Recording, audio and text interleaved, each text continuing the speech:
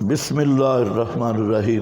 فما بقت علیہم السماء، پس نہیں رویا اوپر ان کے آسمان اور زمین، وما کانوا منظرین، اور نہیں تھے وہ ڈھیل دیے ہوئے، مہلت دیے ہوئے، ان پہ آسمان بھی نہیں رویا، زمین بھی نہیں روئی۔ کیا معنی؟ اس جملے کے 3 معنی کیے گئے۔ ایک، ما بقت علیہم السماء والارض، پہلا معنی یہ ہے کہ یہ کنایا ہے، کنائی معنی ہے، محاورتاً کہا گیا ہے، اور ان کی ہلاکت کے ہلکا ہونے کو بیان کیا گیا ہے کہ اور استہزاء بھی ہے ان کے ساتھ تحکماً۔ فرمایا بڑے رب العالیٰ کہتا تھا اور کہہ رہا تھا کہ مجھ سے مصر آباد ہے فلاں، جب وہ غرق ہوئے تو کوئی بڑا حادثہ بھی پیش نہیں آیا، معمولی سا حادثہ سمجھا گیا، ان کے غرق ہونے کو کوئی اتنا بڑا حادثہ بھی نہیں سمجھا گیا۔ معمولی سا کیا ہوا؟ بندہ سمجھتا ہے کہ میں گیا تو پتہ نہیں پہاڑ گر جائے گا، آسمان زمین گر جائے گی۔ کئی طالب علم سمجھتے ہیں کہ ہم مدرسے سے گئے تو مدرسہ ختم ہو جائے گا، فلانا سمجھ، اور جب جاتے ہیں تو اب کہا جاتا ہے ما بقت علیہم السماء، کچھ بھی نہیں ہوا، مدرسہ بھی اسی طرح کھڑا ہے اور تعلیم بھی اسی طرح جاری ہے۔ تو مطلب ہے کہ ان کی جو ہلاکت تھی یہ کوئی بڑی چیز نہیں تھی۔ لکھا ہے آپ کے پاس، یہ کنایا ہے کہ فرعونیین کا ہلاک ہونا کوئی بڑی بات نہیں تھی، بس چند پلیت نفوس تھے اور ان کو پانی میں دھو ڈالا اور انہیں غرق کیا، کوئی ذرا پرواہ بھی نہیں ہوئی، بالکل معمولی کیڑے تھے۔ بھائی آدمی سمجھتا ہے نا کہ میں گیا تو پتہ نہیں کیا ہوگا، اللہ فرماتے ہیں کچھ بھی نہیں ہوا ہے، چاند گندگی کے کیڑے نکل گئے۔ ما بقت علیہم السماء، دوسرا معنی ہے اہل کا لفظ مقدر نکالیں گے، جیسے وسأل القریہ، وسأل اہل القریہ، یہاں پر بھی نہیں روئے اوپر ان کے اہل السماء والارض، آسمان والے بھی اور زمین والے بھی، کوئی بھی ان پہ رونے والا نہیں تھا۔ اور تیسرا معنی حقیقی ہے، بعض احادیث سے پتہ چلتا ہے کہ جب مومن آدمی مرتا ہے آسمان بھی روتا ہے، زمین بھی روتی ہے۔ جس زمین کی جگہوں پہ وہ اللہ کی عبادت کرتا تھا وہ نزول رحمت کا محل بنتی ہیں، اور جن آسمان کے دروازوں سے اس کے اعمال صالحہ اوپر جاتے تھے تو وہ دروازے بھی محروم ہو جاتے ہیں، زمین کی وہ جگہیں بھی محروم ہو جاتی ہیں، تو آسمان بھی روتا ہے، زمین بھی روتی ہے۔ لیکن یہ اتنے بد کردار فاسق تھے، نہ آسمان رویا نہ زمین روئی اور نہ انہیں کوئی مہلت ملی۔ وَلَقَدْ نَجَّيْنَا بَنِي اسرائیل، اور البتہ تحقیق نجات دی ہم نے بنی اسرائیل کو عذاب مہین سے، عذاب مہین سے، یہ مہین جو صادر تھا من فرعون، یہ جار مجرور متعلق الصادر کے، عذاب مہین جو صادر ہونے والا تھا فرعون سے، انہو کان عالیا، بے شک وہ فرعون چڑھا ہوا تھا، من المسرفین، شرارتیوں میں سے بڑا بدمعاش تھا۔ البتہ تحقیق چن لیا ہم نے ان کو، بنی اسرائیل کو، علی علم، جان بوجھ کر کے ان میں کمزوریاں بھی ہیں، علی علم، اپنے علم پر، علی علم کے 2 معنی ہیں، ایک علی علم، اللہ فرماتے ہیں اخترناہم، ہم نے بنی اسرائیل کو چن لیا، باوجود اپنے جاننے کے ہمیں پتہ تھا کہ ان میں کمزوریاں بھی ہیں، اس کے باوجود ہم نے انہیں منتخب کیا۔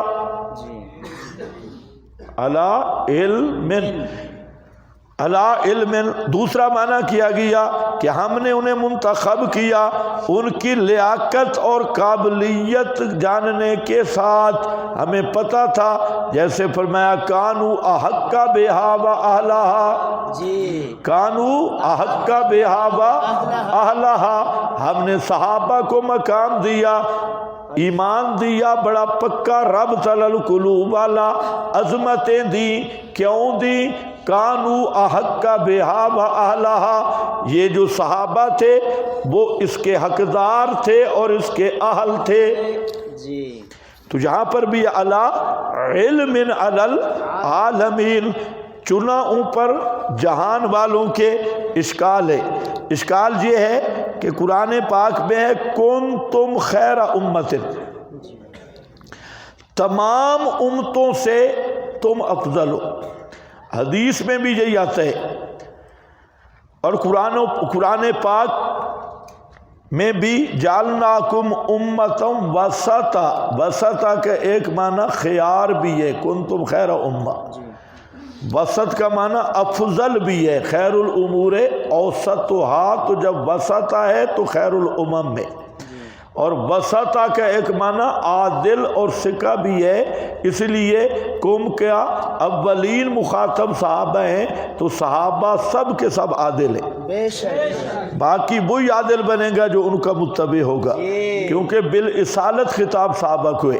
خیر بہرحال علی علم علی العالمین، تو اشکال تو آ گیا۔ جواب یہ ہے کہ دو جواب ہے، ایک جواب یہ ہے کہ جہاں الف لام عوض ہے مضاف الیہ کے، اور معنی ہے علی عالمی زمانہم، اپنے زمانے کے لحاظ سے، کیونکہ اس دور میں توحید کی امانت ان کے پاس تھی، اور اس دور کا حق کے علمبردار بنی اسرائیل تھے، تو ان کے دور میں یہ اپنے اہل زمانہ سے افضل تھے، اور اخترناہم سب سے زیادہ افضل۔ پھر جب یہ امانت آخری امت کے سپرد ہو گئی اور آخری نبی کے سپرد ہوئی، تو اب کنتم خیر امت اخرجت للناس۔ سمجھ گئے میری بات؟ ایک بات ضرور عرض کرنی ہے کہ اس پر بعض یہ جو ہمارا ریبنڈ کے دوست ہیں انہوں نے آیت پہ قبضہ کیا ہوا ہے، حالانکہ وہ آیت کا وہ معنی نہیں ہے، یاد رکھو، ناراض ہونے کی ضرورت نہیں ہے۔ جو ریبنڈی حضرات بیٹھے ہیں، یہ ریبنڈی میں اس لیے کہہ رہا ہوں کہ چونکہ ایک گروپ ہمارے دعوت والوں کا وہ قرآن کی دعوت بھی دے رہا ہے، آپ کو پتہ ہے کہ نہیں ہے؟ ہاں، اللہ کرے کہ یہ لوگ آگے آئیں، یہ دوسرے پیچھے جائیں۔ یہ جو پرانے ہیں نا، پرانے پٹواری، یہ سارے پیچھے جائیں، اور وہ جو لوگ ہیں نا قرآن کی دعوت دینے والے، وہ آگے آئیں۔ یہ دعا کیا کرو، اگر قرآن کے دعوت شروع ہو جائے تو ہمارا تو پھر مشن ہی یہی ہے، یہاں آئے، میں نے کہا یہ مرکز ہی آپ کا ہے، آؤ۔ اور میں نے انہیں کہا پریشان ہونے کی ضرورت نہیں، ہمارے دوست ہیں جہاں جو پنڈی اسلام آباد کے وہ دوسرے حضرات تھے، انہوں نے پہلے دن مجھے بتایا کہ ہماری تحریک کا مقصد ہمارے مولانا سعد صاحب نے، انہوں نے ترتیب یہ رکھی ہے کہ جہاں بھی جاؤ گے درس قرآن ہوگا، اور پھر فقہی مجالس ہوں گی، فقہی مسائل پہ نشست ہوگی، اور قرآن پاک کا ترجمہ پڑھایا جائے گا۔ جو پڑھے لکھے حضرات یا کچھ قرآن نہیں پڑھے انہیں قرآن پڑھاؤ، اور جو ترجمہ پڑھنے والے ہیں ان کو ترجمہ، صورتوں کے تراجم اور دروس اور فقہی مجالس۔ اگر کوئی اس طرح کے بزرگ آ جائیں نا تو ان کے جوتے بھی ہم اپنے سر پہ رکھیں گے۔ ہاں، تو ہماری کوئی شخصیات سے دشمنی نہیں ہے، ہم ان کے خلاف باتیں یا ان کے حقائق اور کمزوریاں اس لیے بیان کرتے ہیں کہ یہ لوگ قرآن کے دشمن ہو گئے۔ ہر جگہ ادھر درس قرآن ہو تو یہ دوسرے کونے میں کڑ کڑ کڑ جیسے مرغی انڈوں پہ بیٹھتی ہے۔ کیا ہوگی؟ تعلیم ہوگی بھائی، تعلیم ہوگی، ایمان یقین کی بات ہوگی۔ اب بے ایمانہ ابھی کس کی بات ہو رہی ہے؟ یہ قرآن حضرت قاری محمد اشرف صاحب ہمارے استاد تھے رحمۃ اللہ علیہ، کندیا میں انہوں نے درس دیا۔ وہ مولانا ادھر آتے بھی ہیں، مولانا حق نواز صاحب، یہ آ جائیں گے، انہوں نے دورہ بھی مستقل پڑھا، اور پھر پرانے عالم میں تو جہاں ہوتے ہیں پنڈی میں، ان کے ہاں کندیا میں درس تھا، تو قاری صاحب نے فرمایا کہ ذالک الکتاب لا ریب فیہ، لا ریب کتاب صرف قرآن ہے، دنیا کی کوئی کتاب لا ریب نہیں۔ پھر انہوں نے المہند اور 7 فضائل اعمال کا بھی نام لے لیا کہ یہ جو فضائل اعمال ہے یہ بھی لا ریب نہیں. درس ختم ہوا تو جو بڑا وہاں تھا وہ ریبنڈی تھا، پوری زندگی اس نے ادھر ہی گزاری تھی، تو وہ ادھر آیا ہوا تھا. تو اس نے کہا قاری صاحب آپ نے یہ کیا کہا ہے لا ریب کتاب فضائل اعمال نہیں ہے؟ قاری صاحب نے کہا خدا کے بندے نہیں ہے. اس نے کہا آئندہ درس کی کوئی ضرورت نہیں، جا تو درس بند کرا دیا. ایسے ہم نہیں کہتے. وہ علاوہ دین صاحب تھے ڈیرے کے، وہ بھی اسی گروپ کے تھے. تو قاری اشرف صاحب درس دے رہے تھے، جوتوں سمیت مسجد میں آیا اور جس پھٹی پہ قاری صاحب قرآن رکھ کے بیٹھے تھے اس کو کک لگائی جیسے فٹ بال کو لگائی جاتی. قرآن اوپر تھا. نکل، بڑا قرآن پڑھتا ہے تو، بڑا فلان ہے. تم کیا جانو، تم نے تو پتہ نہیں خیبر پختونخوا کے بزرگ دیکھے ہوئے ہیں کہ معرف القرآن کے درس میں بیٹھے رہتی، تم سمجھتے ہو بڑے اچھے ہیں. تو قرآن ذرا مجھے کسی مرکز میں ادھر نعمانیہ میں جھگڑا بن گیا. جھگڑا اس پہ بنا کہ انہوں نے فضائل اعمال قرآن کے اوپر رکھ دی. وہ نعمانی صاحب رحمہ اللہ کے صاحبزادے ہیں، انہوں نے اٹھا کے نیچے رکھ دی. واپس آ کے انہوں نے گلے سے پکڑ لیا. انہوں نے کہا چندے ہم دیتے ہیں، بجلی کے بل ہم دیتے ہیں، تو نے ہماری کتاب کیوں نیچے رکھی؟ سارے ہم دیتے ہیں. اس نے مجھے فون کیا یار یہ مسئلہ ہے. میں نے کہا مغرب کے بعد درس رکھ. میں ایسے چلا اور میں انشاءاللہ آؤں گا. میں گیا، یہ سارے اکٹھے تھے، وہ بھی آ گئے. خیر میں نے جو درس دینا ہے وہ آپ کو تو اندازہ لگ گیا ہوگا، ابھی ٹائم تھوڑا. تو درمیان میں ایک اٹھا، میں نے کہا خبردار بیٹھ جا. میں نے کہا یہ شاہ توحید کا مرکز ہے، آئندہ جس نے بڑبڑ کی نا اس کو زنانیوں کے پہلو سے نکال کے ماروں گا. اور خبردار، یہ ہمارے استاد کا مرکز ہے، قبضہ شبضہ. اور آج کے بعد جہاں فضائل اعمال نہیں پڑھی جائے گی، درس قرآن ہوگا اس میں بیٹھو. ہاں ایک شرط ہے، فضائل اعمال تب پڑھی جائے گی، تمہارا بیان بھی ہوگا کہ مہینے میں ایک شب جمعہ زکریا مسجد میں میرا بیان ہوگا. زکریا مسجد میں ایک شب جمعہ مجھے دے دو، بات کرو ان سے، اور پھر تم ادھر تعلیم بھی کرو اور فضائل اعمال بھی پڑھو. اور اگر ہمیں شب جمعہ میں زکریا مسجد میں تم اجازت نہیں دیتے قرآن بیان کرنے کی، تو تمہاری کتاب بیان کرنے کی ہم کیوں اجازت دیں؟ تو اسی پر پھر وہ اٹھا تھا کہ آپ نے مولانا زکریا صلی اللہ علیہ وسلم، وہ وہی تھا. میں نے سمجھا بھول گیا. میں نے کہا کیا کہہ رہا ہے؟ کہتے مولانا زکریا صلی اللہ علیہ وسلم. میں نے کہا بہت اچھا. گلی میں نکل گیا، ہمارا ایک ساتھی ساتھ پھر رہا تھا، تو کہہ رہے تھے یار یہ مولوی تو بدماش ہے، یہ تو مولوی بہت بدماش ہے، ہم نے تو سنا یہ مولوی ہے، یہ تو بہت. وہ چھوڑ گئے، مسجد بھی اپنا الگ بنا لی، اس کے بعد نہیں ہوا. آپ کو پتہ ہی نہیں ہے کہ یہ شے کہ آپ کو بڑا افسوس لگتا ہے مقدس بھیڑوں پہ. تو وہ جو گروپ ہے نا، وہ جہاں آیا ہے مولانا سعد گروپ، میں نے انہیں کہا پورے ملک میں، اچھا یہ ریبنڈ والے ان کو نکال دیتی ہیں، مسجد میں نہیں رہنے دیتے، کیونکہ وہ قرآن کی بات کر رہے ہیں اور فقہ کی. کہتے ہیں ہماری ترتیب میں قرآن نہیں، انہوں نے قرآن کہاں سے رکھا ہے؟ تو وہ خود ان کے خلاف ہے. تو وہ پریشان تھے. تو میں نے انہیں کہا پورے ملک میں جہاں بھی آپ کی جماعت جائے مجھے فون کر دینا، میں مسجد بھی آپ کو بتاؤں گا اور انشاءاللہ وہ جگہ بھی دیں گے، آپ کام بھی کریں. جہاں پر پھر سے روزہ لگایا اور درس قرآن پہ بڑے خوش ہوتے تھے، 1.5 گھنٹہ میں درس دیتا تھا، سارے سنتے رہتے تھے. تو جہاں سے روزہ پھر آگے گئے تو وہاں پر بھی ایک عالم نے درس دیا. وہ مجھے بڑا مزہ آیا. اگر ایسی جماعت ہو نا جو قرآن کے درس و دروس والی، تو ہم پوری زندگی دینے کے لیے تیار ہیں. لیکن مشرکوں کے پیچھے نمازیں نہیں پڑھیں گے. بعض چیزیں ابھی ہیں، اس چیز پر تو ہم مطمئن ہیں کہ یہ ہونا، لیکن اگلا کام بھی ہونا کہ یہ نہیں کہ دوسروں کے ایمان کی وجہ سے اپنا ایمان برباد کریں. یہ جو مشرکوں کے پیچھے نمازیں، بدعتیوں کے پیچھے نمازیں، میرے سسر تھے اور قریبی رشتہ دار بھی تھے اور بہت بڑے شیخ الحدیث بھی تھے اور مجتہد فی الفنون بھی تھے، حضرت مولانا شرف الدین صاحب رحمۃ اللہ علیہ۔ وہ ہزاروں علماء کے استاذ ہیں اور فنون کے وہ امام تھے اور بہت ہی متقی نیک آدمی تھے۔ تو وہ خود بتا رہے تھے کہ میں چلے پہ چلا گیا، جب چلے پہ گیا تو بریلویوں کی مسجد تھی، تو امیر صاحب نے کہا آپ نے اذان دینی ہے اور ساتھ صلاۃ و سلام بھی پڑھنا ہے۔ تو میں نے امیر صاحب کو کہا کہ یہ آپ کیا کہہ رہے ہیں؟ تو امیر صاحب نے، یہ جو سادے سیدھے لوگ ہوتے ہیں مدرس قسم کے اور اس طرح کے، تو وہ ذرا زیادہ ہی سادے ہوتے ہیں، تو استاد، وہ میرے استاد بھی تھے، تو استاد جی بھی ذرا سادے سے تھے۔ پہلے تو پوچھا یہ کیا کہہ رہا ہے؟ تو امیر صاحب نے کہا کہ آپ صلاۃ و سلام پڑھیں گے، آپ کے ذہن میں کیا ہے کہ یہ اذان کا حصہ ہے؟ دوسرا آپ یا رسول اللہ کہیں گے تو آپ کو حاضر ناظر مانتے، تو آپ نے تو ایسے پڑھنا ہے نا، آپ کا یہ عقیدہ ہے، اس بہانے سے ہم ان کو مسئلہ سمجھا دیں۔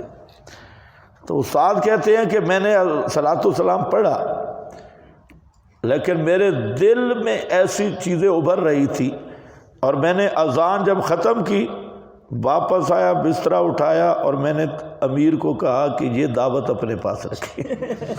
اس کے بعد کہتے ہیں زندگی بھر کے لیے توبہ کر لی کہ میں ان کے ساتھ نہیں جانا، یہ تو دوسروں کے ایمان کی وجہ سے پہلے اپنا ایمان کی قربانی تھی، تو پھر نہیں گئے۔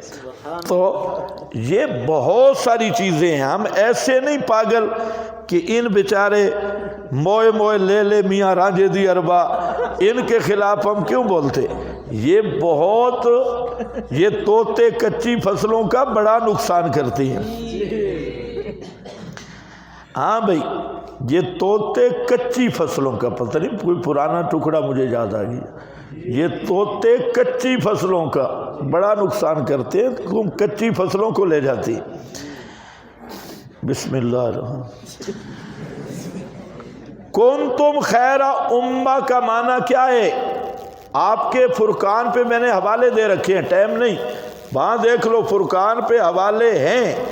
کنتم خیر امہ کا بالاصالت خطاب فقط صحابہ کو، ریمنڈ نہیں کنتم خیر امہ۔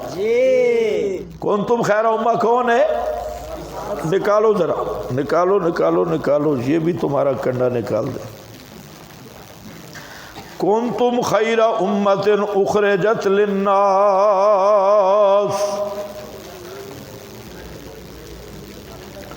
یہ آپ کے پاس حاشیہ دیکھیں، کنتم خیر امۃ، حاشیہ نمبر 2 ہے، سعید ابن جبیر عن ابن عباس، حضرت عبداللہ ابن عباس فرماتے ہیں کنتم خیر امۃ اخرجت للناس هم الذین ہاجروا مع النبی۔ یہ کن کو خطاب ہے؟ جنہوں نے نبی پاک کے ساتھ ہجرت کی مدینہ کی طرف۔ اور جویبر ضحاک سے فرماتے ہیں ہم اصحاب محمد، یہ محمد صلی اللہ علیہ وسلم کے صحابہ ہیں۔ اگلا لفظ خطرناک ہے، ہم اصحاب محمد خاصتاً، خاصتاً، یہ خطاب فقط اصحاب محمد کو ہے، یعنی کان الروات الدعات الذین امر اللہ المسلمین بطاعتہم۔ عمر بن خطاب کہتے ہیں کنتم خیر امۃ، کون ہے؟ تکون لأولنا ولا تکون لآخرنا۔ آگے اب سمجھو اگلا حوالہ بھی ابن کثیر کا، میری طرف دیکھو، کنتم کا خطاب فقط اور خاص کر اصحاب محمد مصطفیٰ کو ہے۔ اب بالاصالت بالتبع کنتم خیر امہ کا خطاب اس کو ہوگا جو متبع الصحابہ ہے، کیونکہ بالاصالت خطاب صحابہ کو ہے، تو بالتبع باقی امت ہے، لیکن بتبع تب بنے گی کہ وہ متبع صحابہ ہو. جی تو اصل میں خطاب کنتم امہ یہ ریبن شیبن نہیں. انہوں نے ساری جدھر کرے کنتم خیر امت اخرجت للناس، آگے شکلیں دیکھو، کنتم خیر امت. خیر امت بننے کے لیے صحابہ کی اتباع ضروری ہے. بے شک. جب تک صحابہ کا نقش قدم نہیں ہوگا تو کنتم خیر امہ کا مصداق نہیں بن سکتا. صحابہ نے آلو مٹر نہیں کاٹے، کافروں کی گردنیں کاٹی ہیں. فضرب الرکاب، فضرب الرکاب، وہ آلو مٹر نہیں کاٹتے رہے. صحابہ کی تشکیل کعبے والی نہیں تھی. صحابہ کا جو گشت ہوتی تھی وہ گلیوں پہ پھرنا نہیں تھا، وہ میدانوں میں آنا تھا. اور صحابہ کی جو نصرت ہوتی تھی وہ اسلحہ کے ساتھ ہوتی تھی. یہ نصرت ٹافیوں اور نسوار والی نہیں تھی، ٹافیاں پہنچا دو اور فلانا نصرت ہو رہی ہے.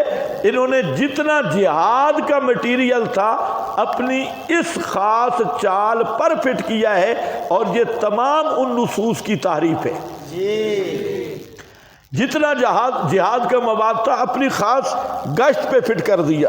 اور وہ طارق جمیل صاحب، اس کا بیان سنا ہوگا، انفروا فی سبیل اللہ انفروا خفافا و بستر ہوں یا نہ ہوں. واہ واہ ماشاء اللہ. علی علم علی العالمین ہو گیا بھئی. وآتیناہم من الآیات، اور دی ہم نے ان کو نشانیاں، ما پیے جن میں آزمائش تھی، انعام تھا. دونوں معنی بن سکتے ہیں، بلا ان کے معنی انعام بھی ہے آزمائش بھی ہے. واضح ان ہؤلاء، بے شک یہ لوگ، اچھا ایک جواب میں نے دے دیا علی العالمین کا، عالمی زمانہم. اور دوسرا جواب یہ ہے کہ یہ اختیار جزئی ہے. اختیار جزئی اور اختیار کلی میں فرق ہے. بعض اعتبارات اور بعض خصائص کی وجہ سے ان کو سب جہانوں پہ فضیلت دی تھی. جیسے من سلوہ کا اترنا ہے، دریا سے پار ہونا ہے، اور اسی طرح دو نبیوں کا بیک وقت موجود ہونا ہے. اور بھی ان کے بعض خصائص تھے. اور جزئی اس کو کہتے ہیں فضیلت جزئیہ. جزئیہ فضائل میں ان کو عالمین پر فضیلت دی، اور اس امت کی فضیلت کلیہ ہے تمام امم پر. اشکال ختم ہو گیا. آیت پہ تھوڑا سا اشکال ہے، آپ توجہ کریں گے تو معنی میں حل ہو جائے گا. ان ہؤلاء، بے شک یہ کون؟ مکہ والے. التفات بسوئے آل مکہ. البتہ کہتے ہیں ان ہیا نہیں ہے یہ الا موتتنا الاولی، مگر مرنا ہمارا پہلا. وما نانو، اور نہیں ہیں ہم بمنشرین، زندہ کیے ہوئے، زندگی بعد میں نہیں ہوگی. فاتو پس لیا ہمارے اکابر کو، بزرگوں کو جو پہلے مر گئے. ان کن تم، اگر ہو تم سچے، اہم خیرن ام قوم تبعن، کیا یہ بہتر ہیں یا تبع کی قوم اور وہ لوگ جو ان سے پہلے تھے؟ ہلاک کر دیا ہم نے ان کو. انہم کانوا مجرمین، محض اس لیے کہ تھے وہ خوگر جرائم، پکے مجرم تھے.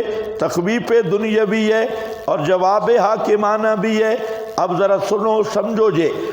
مکہ والے کہتے ہیں کہ ان ہے یا نہیں ہے یہ مگر صرف موت ہماری پہلی. اس کا کیا معنی ہے؟ موتتنا الاولی کا کیا معنی ہے؟ سوال یہ ہے کہ مکہ والے تو حیات ثانیہ کے منکر تھے. کس کے منکر تھے؟ حیات ثانیہ کے یا موت ثانیہ کے؟ کس کے منکر تھے؟ تو کہہ کیا رہے ہیں کہ یہ ہماری پہلی موت ہے، دوسری نہیں. اس سے تو پتہ چلتا ہے وہ موت ثانیہ کے منکر تھے. پھر موت ثانیہ کے منکر تھے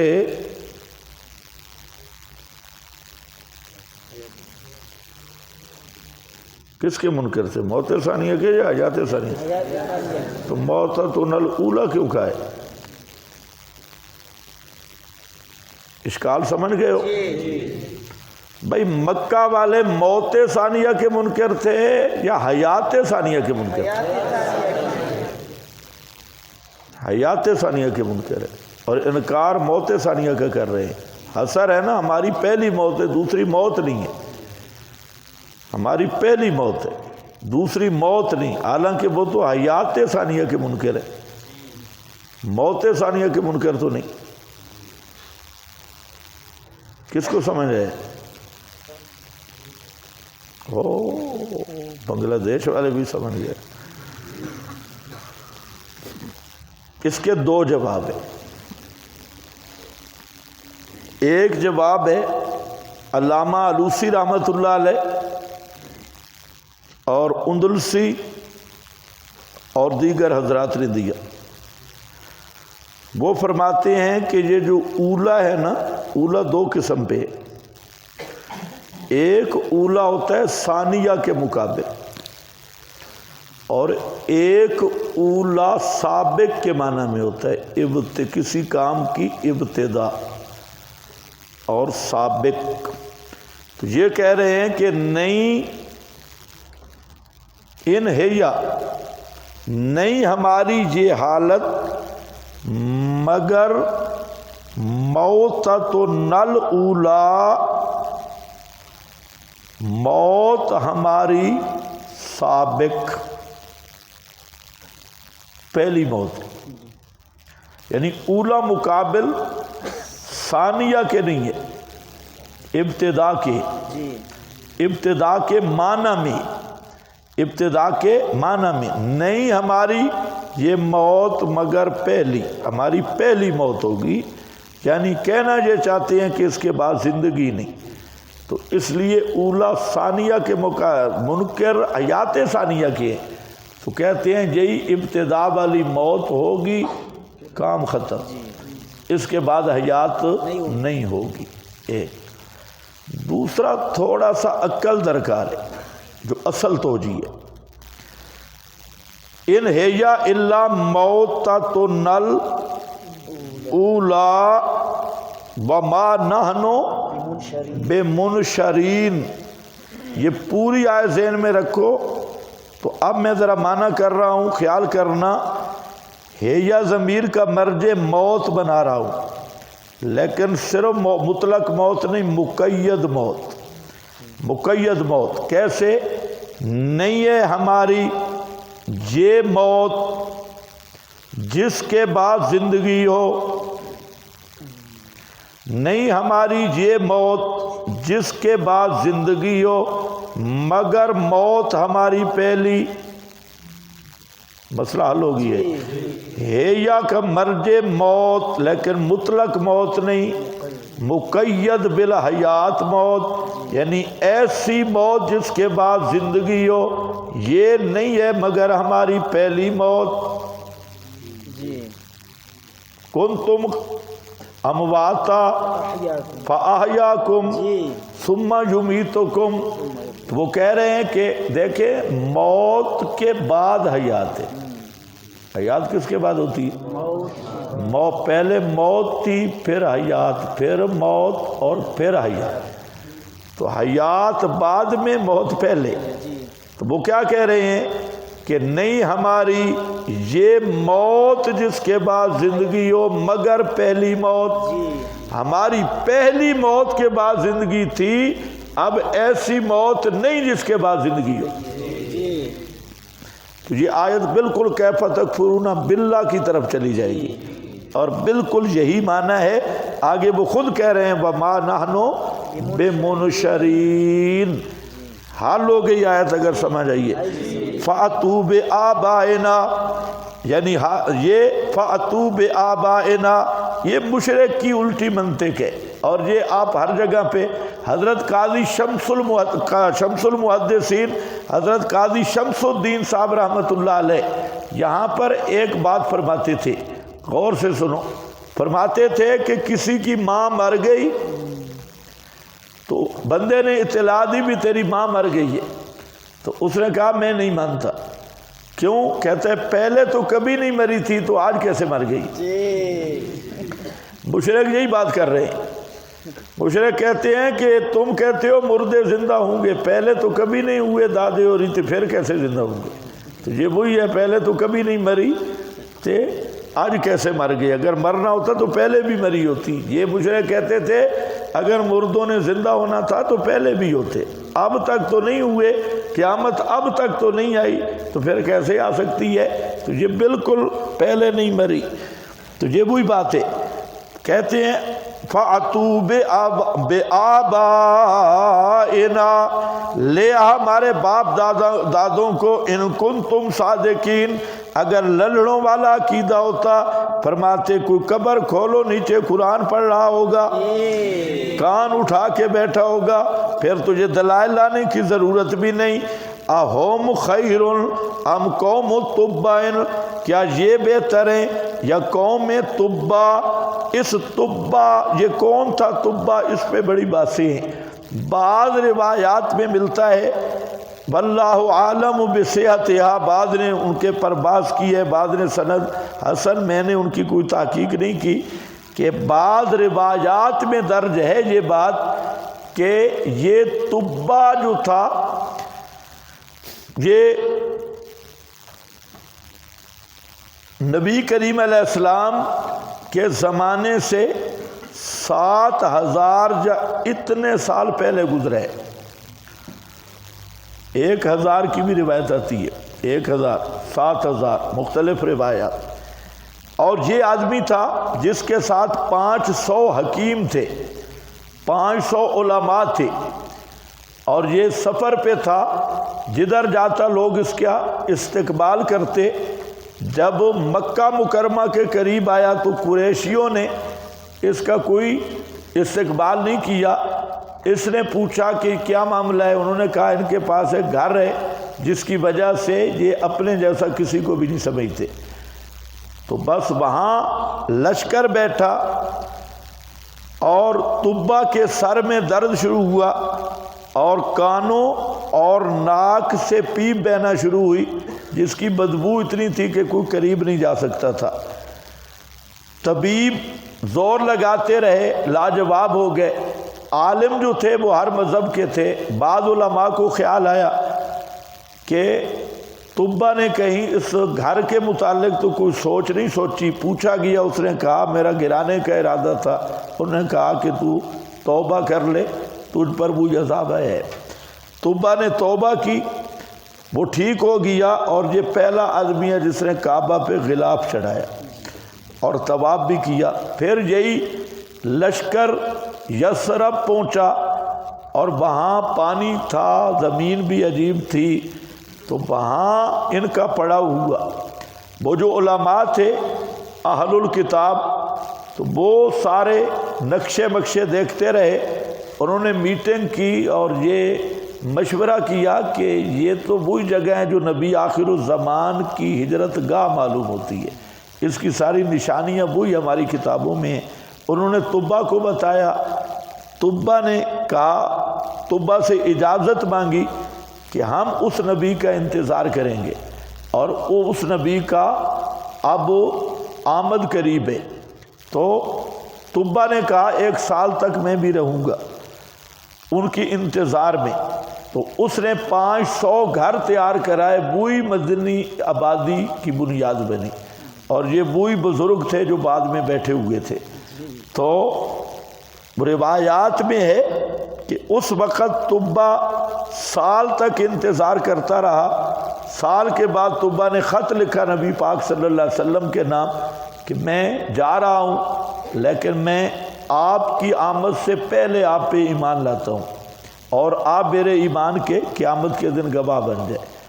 اور یہ خط تھا اس کی طرف سے، اور اس نے جو 500 گھر تعمیر کرائے، ایک گھر اس نے تعمیر کرایا تھا جو آپ کے لیے۔ وہ خط ان کی نسلوں میں چلتا رہا جتنی مدت بھی تھی۔ تو جہاں آپ کی اونٹنی بیٹھی تھی، یہ وہی جگہ تھی جہاں طبا نے آپ کا مکان بنایا تھا، اور وہ خط بھی آپ تک پہنچ گیا تھا نسلوں میں، امانت چلتا چلتا چلتا چلتا تو بہرحال یہ روایات میں آیا ہے، میں نے پہلے کہہ دیا کہ واللہ عالم بصحتہا۔ تو آگے پھر وہی یہودی جو انتظار میں بیٹھے تھے وہ بے ایمان سارے مخالف ہو گئے، یہ پیغمبر نبی آخر الزمان کا انتظار کر رہے تھے، ہاں جب چندوں پہ ضرب لگی تو سارے منکر ہو گئے۔ اہم خیرن، کیا یہ بہتر ہیں جو قوم تبا کی اور وہ لوگ جو ان سے پہلے تھے، یعنی عاد سمود، ہلاک کر دیا ہم نے ان سب کو۔ انہم، محض اس لیے تخویف دنیاوی ہے، اور کیوں ہلاک کیا؟ یہ جواب حاکمانہ ہے، دو جواب ہوتے ہیں، ایک حکیمانہ جس میں وجہ بیان کی جاتی ہے، اور حاکمانہ بادشاہوں والا جواب، اس میں علت شلت بیان نہیں ہوتی۔ فرمایا ماذ اس لیے انہم کانوا مجرمین، بے شک تھے وہ لوگ عادی مجرم۔